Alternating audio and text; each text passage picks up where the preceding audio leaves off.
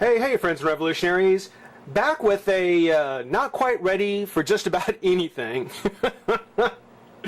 By that I mean, this is going to be a video of just a lot of little stuff, just sort of showing you, what I kind of do, just to fill up time, some of the things that I do when I'm not collecting figures, particularly when I'm doing some customizing or things like that.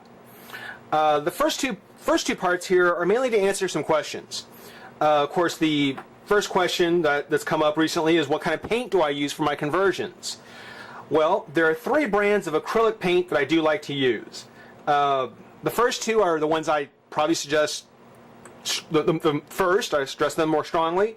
And the third one, well, if you must. The first one is Citadel Colors by Games Workshop. And it's bulk on metal, just to tell you what it is. And there's the Games Workshop logo. Citadel Colors kind of embossed on the plastic bottle. But this is some great stuff. Games Workshop is a company from the UK, and Citadel Paints is kind of their brand of paint for their games, for their miniatures. It's a miniature war game company. This is some great stuff. This works great on plastic because a lot of the army builders for that game are plastic, so this works fantastic on any kind of plastic figure. It's water-based, so it's easy to clean up, and it's got a good line of colors. There's a lot of colors to be able to choose from. You'll be pretty hard-pressed not to find what you're looking for when you're working with Citadel. The drawback is that it is from overseas, so it can be pretty expensive. And because it is a specialty kind of game company paint, you're not going to find it at your local craft store. You're going to have to go to a comic or game store to find it. If they don't have it, if you just say, hey, where can I find Games Workshop paint? Where can I find Citadel paint? They're going to be able to point you in the right direction. So you should be able to track it down if you've got those kind of stores in your area. But this is what I do recommend first and foremost. Great stuff. And long-lasting, too. Again, being water-based, if this starts to dry out, just a very small amount of water inside and then shake it up, it refreshes the paint really, really well. So Citadel paint, definitely recommend starting with that.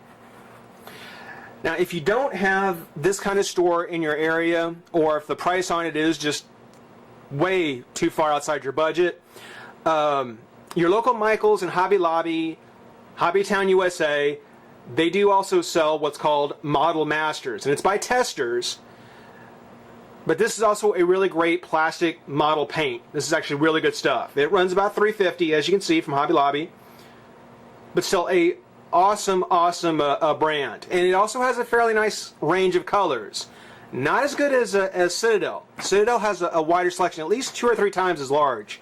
But still, when you're looking for just basic stuff like blacks and blues, reds, unless you're trying to match a specific color, the Model Masters is going to work just fine for you. You're going to be very pleased with it. There are a couple of times I've come across some colors that are a little inky. They're not quite as well mixed as others, which is why I don't really care for it as much as Games Workshop brand, because the quality on their paints are always good. With these, yeah, once you start to apply it, if it looks like it's a little inky, stop right away, because otherwise, if you keep going with it, it's going to get just nasty and you'll have to strip that paint off, and that's just more work than you want to do. So, highly recommend the Model Masters, if either to supplement your Citadel, or if you can't find Citadel. Still a good brand. The last one, and this is one that's probably familiar with a lot of people, and that is the original testers. Comes in this little square bottle. This one you can find almost anywhere that sells plastic model kits, even like Walmart and so forth. So, these are the paints that I think a lot of people kind of think of when they think of model paints. It's very cheap, runs about $1.49. It does have a pretty good selection of colors. I just don't like working with it as much. It's a little bit harder to clean up. And literally, I only have like 2 jars of this paint, and it's only for very minor detail work. So, not bad necessarily. It's by the same company as Model Masters. It's just not quite as nice, in my opinion. You may have a different experience with it, but I don't care for it as much. So, for anyone who's thinking about doing some customizing, these are the 3 brands that I use. Definitely say check them out, starting with the Citadel and the Model Masters first. Now, that being said, another question that came up several months ago, actually, and I'm sorry it's taking as long as it is for me to get to the answer on this one, but someone asked, is there a way of making, or does anyone know how to make lightsabers for a 6-inch figure? And I do. As soon as I read it, I do. I promised that once I got the parts together, I'd show you how, and it's something where I was never able to quite find exactly what I was looking for. So I'm going to go ahead and just show you what I've been using, or what you can use, depending on how much of a purist you want to be about it, I suppose. For a lightsaber, or actually, this may hold true actually not just for lightsabers, but even for any kind of energy construct like Green Lantern constructs and so forth. And that is that if you go to any party store, if you're over 21, if you go to a liquor store, there's going to be the stir sticks that you find. I mean, even if it's your local grocery store, you're going to find down the right aisle stir sticks for drinks. And we'll leave that alone. But as you can see, they're made of a translucent colored plastic. So you can kind of see where I'm going with this, is that if you have a Green Lantern and you want to do kind of an energy beam, well, it doesn't really take a whole lot to go ahead and kind of clip off whatever happens to be at the end. They always have something kind of at the end of these things. In this case, got a green flamingo. But you clip it off, and you've got kind of a translucent plastic beam that you can use. This takes a little bit of work to actually affix to the hand of the figure. Now, I would probably suggest, I've looked and looked, and I know I've seen them around, I just haven't found the right brand, where they're just straight. In this case, these are the straightest I was able to find, and round. Now, they come square and other shapes, but if you can find the straight round ones, you can see you can get them in red, blue, a very, very true Green Lantern green, and yellow. All you really have to do is, again, cut off whatever's at the end. In this case, a goldfish or a bluefish, and glue it to an appropriately styled handle. In this case, I use the handle from the 2002 Master of the Universe sword that came with the weapon pack.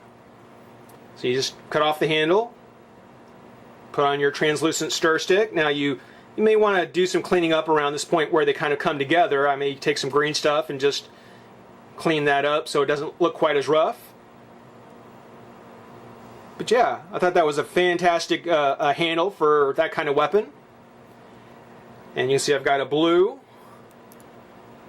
and a green. So if you're customizing 6-inch Star Wars figures, or if you just have a 6-inch character that you want to equip with some type of laser sword,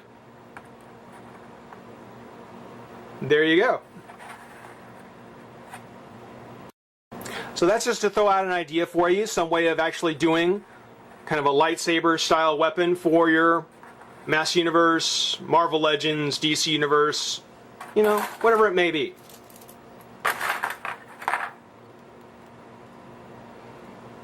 Just giving you ideas, guys, just sharing ideas.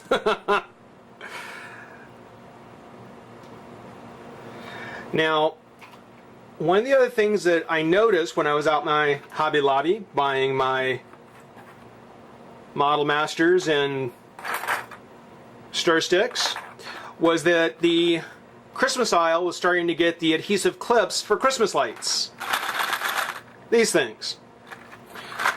And basically, if you open it up, you can see They've got the clip here with kind of a flat surface. And what you can actually do with these things, let me bring Robin back in real quick, is that if you're looking to make, additional weapons, shields, things of that nature, and you don't have it so they could fit in their hand, these clips actually work really, really well on smaller wrists. On a figure like Robin or any of the DC Universe figures, these work just fine as they are. I definitely say that, if you want to make a shield, you can actually go ahead and just take some round cap of some kind, glue it on there, and then this will just pop. Oop, well, get in here. Come on out.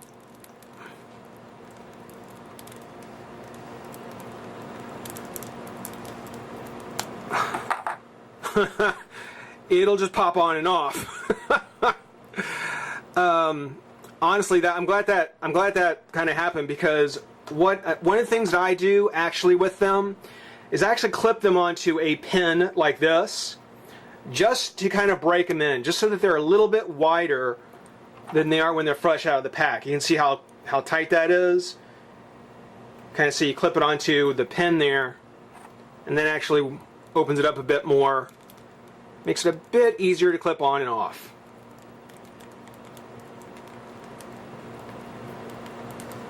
A bit easier, there you go. A bit easier. But yeah, it's one of the things where, these things are made to hold those Christmas lights. So understand the tension on these clips, it's made for that very, very small diameter. You're going to have to kind of work them in there and maybe run some hot water over it while it's on the pen. Be sure to take out the ink first. But, maybe run some hot water over it, just again to kind of loosen them up and break them in, so the grip on it is a little bit wider and it doesn't break either the figure or the clip, because again, that's not what these are made for. They're not made to be used this way. So I've had a couple of them just split off, so kind of be careful with it, but they work really well.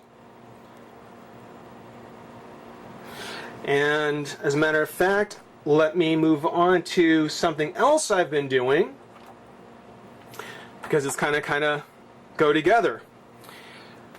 Once you've got the clip for, say, a shield, you can use a regular cap or just something round to make the shield out of. Or, in this case, I have a gaming piece from one of my war games that I've actually put some green stuff on and let it kind of dry. Thanks to Van Hammer, who's got some wonderful green stuff videos up there, I did go ahead and coat the inside of it with just kind of a non-stick, just sort of, hand gel. I rubbed the green stuff over it, pushed it down, and because it's got that hand cream on it, comes right off. This is what was on top of the mold. So when you take it out, you've got kind of a skull shield type of thing. And you have to wipe it off, clean it off, rinse it up some water. And you can go back and you can actually, file down, cut down the excess along the sides. I kind of like it having it that way. Somehow it just gives it more of a fantasy element, that it's not a perfectly round shield. It's got kind of this extra stuff around it. It's actually very, very cool. I've done one earlier that I actually painted up kind of black for right now. And what you can do is you get some quick tight super glue. I get the one in the black because it's got kind of some rubber inside it, so it doesn't break automatically. But you take it, just apply a little dab right there, like so. Not a whole lot. Decide where you want it. Now I do put this a little off center. I don't put it right in the middle, but I put a little off center. We'll put it like this, just like so. So that when it clip on like that.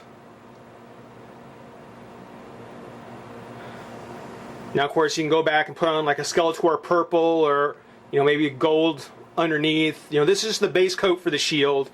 The actual colors I'll put on, it'll just kind of depend on what I decide to do. But we'll set that aside for a second. And we'll bring in the last two things, which by the time we're done, should be done with this. First one being, well, if you used the handles for the lightsabers from the 2002 swords, what'd you do with the swords? Well, I've seen this custom weapon a few times, like on Figure Realm lately, and I thought it was just an awesome, awesome weapon. So I used the staff that came from, again, the 2002 Zodak with the weapons pack, and then glued on from the base the swords that come from it. And it is just very cool. It's got some weight to it. It's very large. It's very, very large, but really, really cool. And I made it with the intention of using a custom Battleground Tila. Now, as you can tell, this is the She-Ra head, the spare head, the one with the peg on it. And I used the tiara that came from McFarlane Toys' Angel. I just went ahead and popped it off of her head and glued on a peg so that it would fit on. And frankly, if I do say so myself, it actually comes out looking much better than the tiara for She-Ra.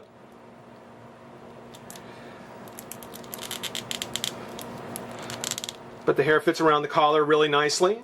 You can kind of see I've done some work on the back for the armor, wristbands. I still got some stuff to do on the leg. I'm actually going to cover the fur up and try and work a little bit more on the knee guards. But I decided I was going to go ahead and use her, or let her be the one that I use this weapon on.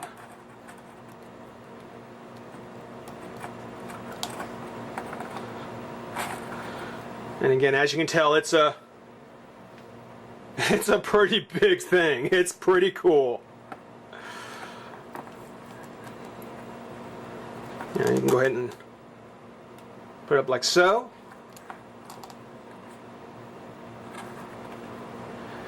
Just have some fun with it. It is very, very awesome.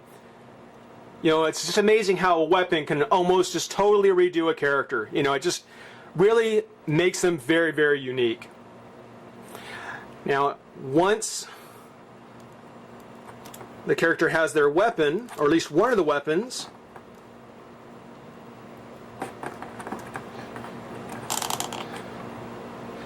she's probably going to need a shield of some kind.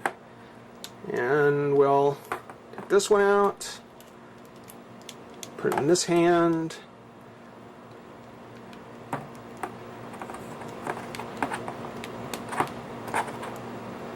Oh. Put it like so.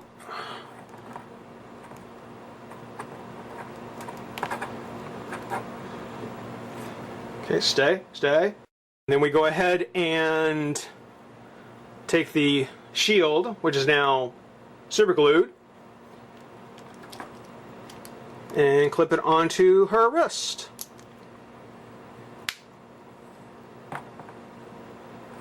Just like so.